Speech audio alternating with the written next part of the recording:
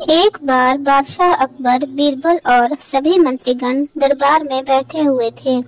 सभा की कार्यवाही चल रही थी। एक एक करके राज्य के लोग अपनी समस्याएं लेकर दरबार में आ रहे थे। इसी बीच वहां एक व्यक्ति दरबार में पहुंचा। उसके हाथ में एक मर्तबान था। सभी उस मर्तबान की ओर देख रहे थे। तभी अकबर ने उस व्यक्ति से पूछा, क्या है इस मर्तबान में? उसने कहा, महाराज, इसमें चीनी और रेत का मिश्रण है। अकबर ने फिर पूछा, किस लिए? अब दरबारी ने कहा, गलती माफ हो महाराज, लेकिन मैंने बीरबल की बुद्धिमत्ता के कई किस्से सुने हैं। मैं उनकी परीक्षा लेना चाहता हूँ। मैं यह चाहता हूँ कि बीरबल इस रेत में से बिना पानी का इस्तेमाल किए चीनी का एक एक दाना अलग कर दे। अब सभी हैरानी से बीरबल की ओर देखने लगे। अब अकबर ने बीरबल की ओर देखा और कहा, देख लो बीरबल, अब तुम कैसे इस व्यक्ति के सामने अपनी बुद्धिमानी का परिचय दोगे? बीरबल ने मुस्कुराते हुए कहा, महाराज, हो जाएगा, यह तो मेरे बाएं हाथ का काम है। अब सभी लोग हैरान थे कि बीरबल ऐसा क्या करेंगे कि रेत से चीनी अलग अलग हो जाएगी। तभी बीरबल उठे और उस मर्तबान को लेकर महल में मौजूद बगीचे की ओर बढ़ चले। उनके पीछे वह व्यक्ति भी था।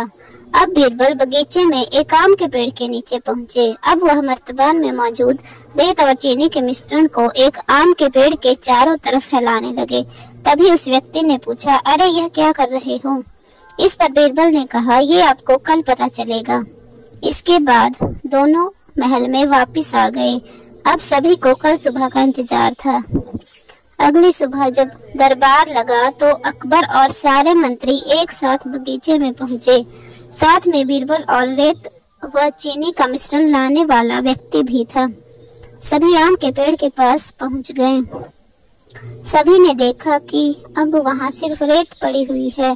दरअसल रेत में मौजूद चीनी को चींटियों ने निकालकर अपने बिल में इकट्ठा कर लिया था और बची खुची चीनी को कुछ चींटियां उठाकर अपने बिल में ले जा रही थी। इस पर उस व्यक्ति ने पूछा, चीनी कहाँ गई? तो बीरबल ने कहा, रेत से चीनी अलग हो गई है। सभी जोर जोर से हंसने लगे। बीरबल की यह चतुराई देख अकबर ने उस व्यक्ति से कहा, अगर अब तुम्हें चीनी चाहिए तो तुम्हें चींटियों के बिल में घुसना पड़ेगा।